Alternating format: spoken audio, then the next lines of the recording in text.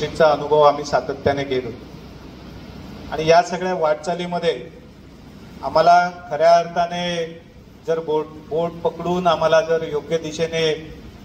नेण्यासाठी कोण मार्गदर्शन करत असतील तर ते प्रभाकरजी सावंत होते आणि सगळ्यात जुन्या नव्या विचारांच्या सगळ्याच मंडळींना एकत्र ठेवणं, एका माळेमध्ये गुंफणं आणि हे सगळं करत असताना या जिल्ह्यामधला 100% भाजपा हा नारा कायम ठेवून ते सत्यात उतरण्यासाठी सगळ्यांना विचाराने एकत्र बांधून ठेवण्याची खरी किमया जर कोणी मागच्या दोन्ही निवडणुकांमध्ये पार पडली असेल तर ते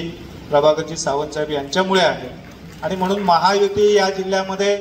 अधिक सक्षम होण्यामध्ये त्यांचा एक सिंहाचा वाटा होता।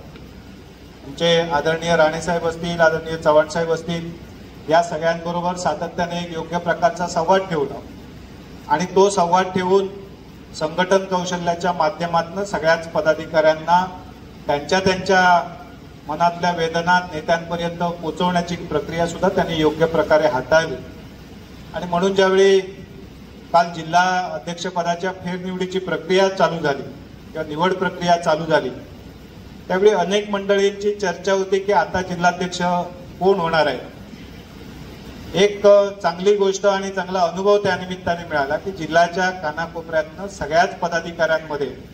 आणि जिल्ह्यातून नेतृत्व करणारे आमचे सगळेच नेते सगळ्यांचं एक मत निश्चित होतं की काही झालं तरी प्रभाकरजींना पुन्हा एकदा संधी दिली पाहिजे आणि नेतृत्वाने सुद्धा ही गोष्ट मान्य केली कारण खऱ्या अर्थाने या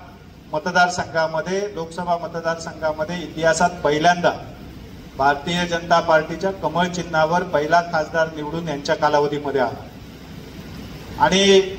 या जिल्ह्यातील महायुतीचे तिन्ही आमदार सुद्धा निवडून आणण्याची प्रक्रिया त्यांच्याच कालावधीमध्ये झाली। भारतीय जनता पार्टीचे पालकमंत्री सुद्धा त्यांच्याच कालावधीमध्ये बसले आणि त्यामुळे यशाचा पायगुण असणारा जिल्हाध्यक्ष पुढे सुद्धा असावा की जेणेकरून जिल्हा परिषद, पंचायत समित्या, नगर परिषदा आणि येणाऱ्या ग्रामपंचायतीच्या सगळ्या निवडणुकांमध्ये 100% भाजप व्हावं यासाठी त्यांचा पायगुण निश्चितपणे भारतीय जनता पार्टीच्या आमच्या सगळ्याच कार्यकर्त्यांसाठी उपयोगात येईल अशा प्रकारची अपेक्षा आहे आणि निश्चितपणे त्यांच्या संघटन कौशल्याच्या माध्यमातून ज्या पद्धतीने त्यांनी मागील कालावधीमध्ये काम केले तसंच काम त्याच्याही पेक्षा चांगलं काम निश्चितपणे या पुढच्या कालावधीमध्ये उभं राहील कारण केंद्र आणि राज्यामध्ये असलेली सत्ता आणि पालकमंत्री, खासदार या सगळ्याचा असलेली मदत, सहकार्य यांच्या सगळ्यामुळे या जिल्ह्यामध्ये आपण 100% भाजप